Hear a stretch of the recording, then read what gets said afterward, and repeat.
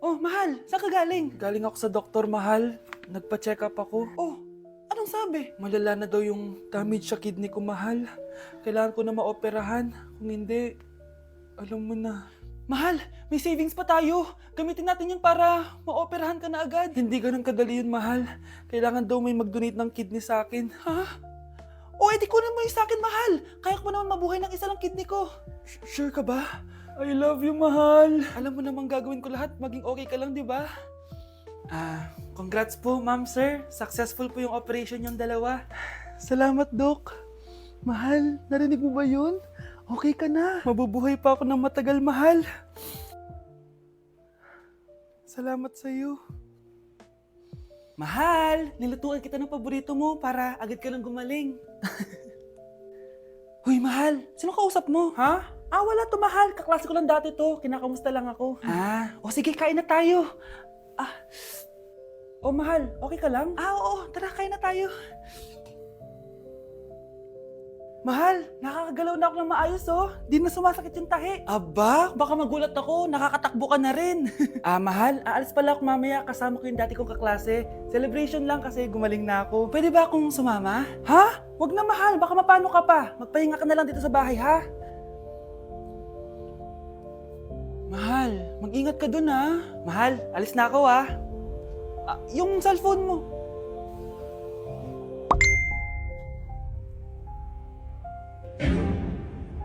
Sino to?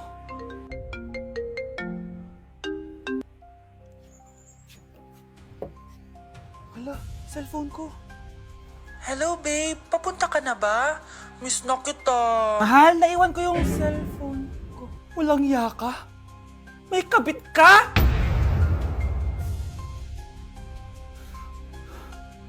Bes, bakit ka absent kahapon? May pinuntahan kasi ako, bes. Ano yan? Ba't mo tinatakpan yung bibig mo? Mabaho ba yung hininga mo? Ano kasi Hala, naka-braces na si Scarlett! Kaya siguro absent siya kahapon. Bes, magkano yung braces mo? Di ba mahal yan? Rich kid ka siguro. 5K lang to, pero naka-promo kasi sila, kaya 3K na lang. Ako na rin nag-change ng rubber kasi kamahal man. Nandito ba si Scarlett? Present po, ma'am. Anong present? Ayusin mo nga magsalita. Sorry ma'am, di po kasi ako makapagsalita na maayos. Masyakit po kasi yung braces ko. Ay wow, kala mo talaga. Anong ginagawa niya? Over naman sa pakita ng brace. Bes, ano yan? Ba't ganyan ka mag-tiktok? Siyempre para makita ng mga friends ko na may braces na ako. Ganon? Tsaka para ma-ROI ko na din to, no? Sige, Bes.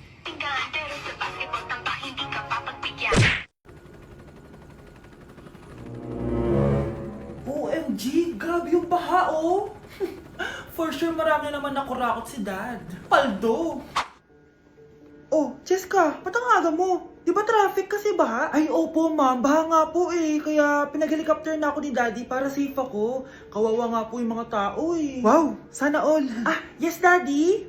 Opo, nandito na po ako sa school. Yung baon kong 1 million ha. Send mo na. Ha? 1 million yung baon niya? No!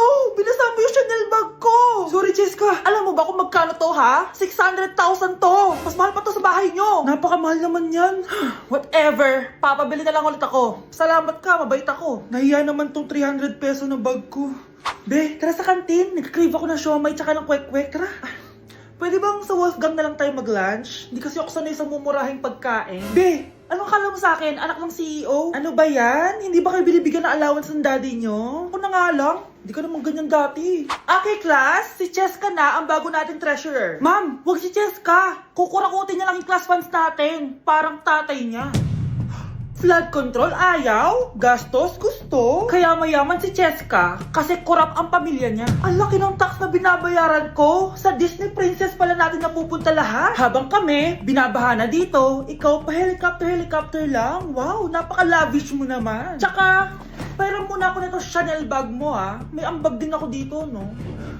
Hindi kami titigil hanggat walang nakukulong. Deserve niyong magdusa.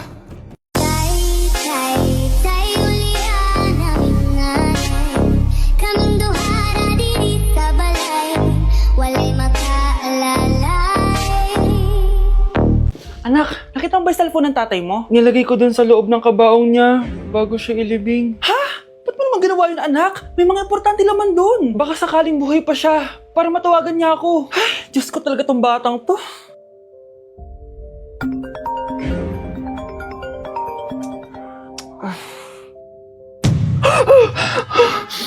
Matawag si tatay. Nay, kailangan natin pumunta sa sementeryo. Tumawag sa akin si tatay. Anak, pwede ba? Wala akong oras makipagbiruan sa'yo. Marami pa akong tatapusin trabaho. Pero Nay, pag di ka pa tumigil, kukunin ko yung cellphone mo. Tay, sumagot ka. Alam kong buhay ka. Sa lahat ng pwede kong makita, ikaw pa talaga. Jessica, tinatawagan ko lang tatay ko. Nababaliw ko na talaga, no? Patay na tatay mo, di ba? Baliw. Hindi, buhay siya. Ito tandaan mo. Kapag hindi ka pa tumigil sa kabaliwan mo, susunod ka na sa tatay mo. Sinabihan akong baliw ni Jessica tapos sinaktan niya ako. Totoo naman, di ba? Nabuhay ka. Anak, nabalitaan mo na ba? Ha? Ang alin, Nay? Patay na si Jessica. Natagpuan siyang walang buhay dyan sa may ilog. Ano? Ay, Diyos ko, kawawang bata. Tay, sumagot ka na please. Ikaw! Ikaw ang pumatay sa anak ko! Ano? Eh siya nga to ng away sa akin eh. Ikaw ang huli niyang kasama. Tandaan mo to. Isusunod kita sa tatay mo. Tay, hindi ko na alam gagawin ko. Sinisisi ako ng nanay ni Jessica sa pagkamatay ng anak niya. Natatakot ako. Anak, yung nanay ni Jessica. Oh, bakit Nay? Pinatay daw. Binitin sa may puno. Ano? Nakakatakot na dito sa barangay natin, anak. Sinong pumapatay sa kanila? Nay, may tao. Sino po sila? Magandang araw po. Ako po si Detective Jason. Ako ang may hawak sa investigation case sa pagkamatay ni Cheska at ng kanyang nanay. Bakit kayo nandito? Dahil dito.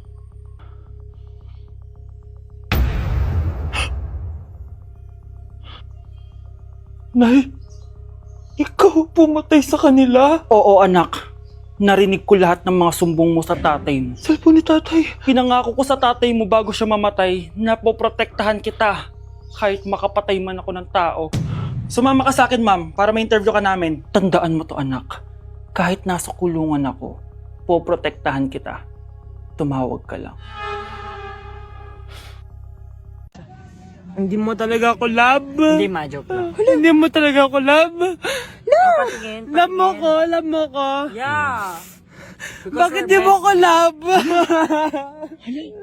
Eating only 7-Eleven for a day? Let's go! Ano ba gising na magkukontent ka? Patayo na dyan.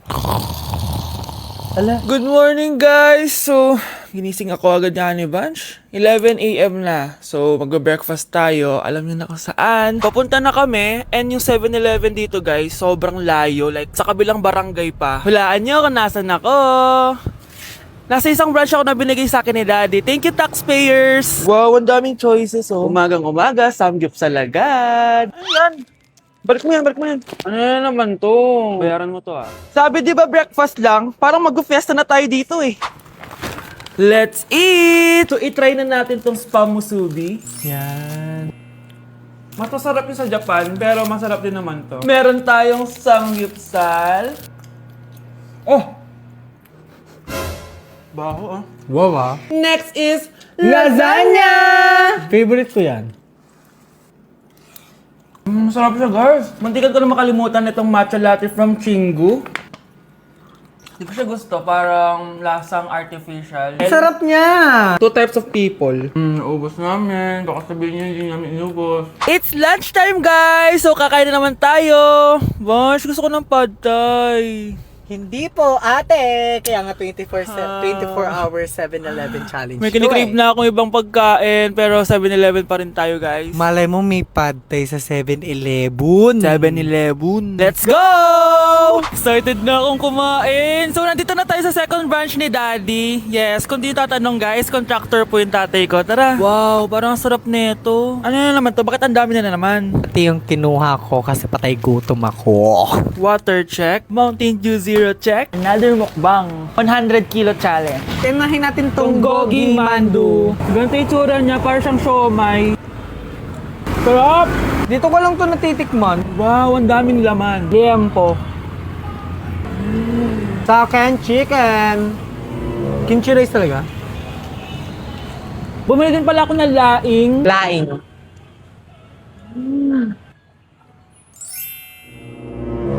Hindi ko siya bet. Pwede dessert? May dessert pa? Busog na naman! Next Kaya stop? naman, Next stop na namin is Dinner! It's dinner time! So, it's 7:17 na ng gabi and medyo nagugutom na tong tao na to. Saan kaya tayo kakain? Ayan, saan pa ba? May sisig, oh. Let's eat this. Guys, may Bicol Express. Okay, mukbang na naman. Kuya, pabili nito lahat. Okay guys, mag-haul na naman tayo, no? Tara! Guys, una natin titikman nitong chicken fillet nila. Parang, Parang family chicken nga. Sarap. Mana natin ng bulgagi. Mmm. Sarap, di ba? Sarap! Unboxing! Sana secret. Oh my gosh! Ang sarap nito! Ngayon lang namin na-explore yung mga pagkain sa 7-Eleven sa Pinas. Sausaw natin to sa sabaw ng Bicol Express. Okay, next naman namin natitikman na itong sisig. Masarap naman pag maasim. Grabe guys, nabusog talaga ako, malala. Kaya naman, kung may challenge pa kayo guys, i-comment nyo lang dyan at gagawin namin yan. So yun lang guys, thank you for watching and see you on my next vlog. Wow, vlogger.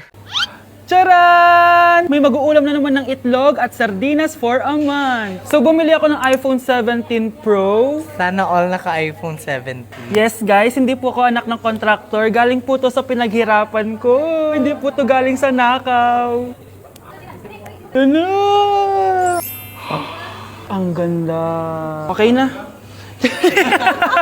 Ang ganda ng blue. Ganda ng pagka-blue niya, it's dark. Okay guys, side by side sila ng dati kong phone. Ito yung dati kong phone, medyo malaki siya. And ito na yung bago kong phone. Ayoko na nasa malaki guys, kasi ang hirap niyang hawakan. So meron pala siyang cord and SIM ejector. Ang gaan niya! Satisfying part. Okay, satisfied. Wala pa akong tempered, so kailangan careful lang. Hello, hello? Eto na siya guys! So sa setup ko muna siya guys, babalikan ko kayo. So eto na, na-setup ko na and nandito na lahat ng apps ko. Kung makikita nyo, iba na talaga yung design niya. Siyempre, naka iOS 26 na siya, tignan nyo guys, so yung glass. Punta tayo sa camera niya. Ito yung normal, tapos pag pinindot ko to, grabe, sobrang ultra wide naman nito. Ito yung quality ng front camera niya. Ganda. Tapos ito naman yung quality ng back camera niya. Grabe, sobrang linaw oh. Kita mo yung mga pores ko. Kaya naman, hindi ako mahihiyang i-flex ko to kasi galing to sa pinaghirapan ko. Yung iba kasi, mahilig mag-flex, galing naman sa nakaw. Mahiya naman kayo uy. So yun lang naman, this is my new baby and aalagaan kita. So yun lang naman guys, bye!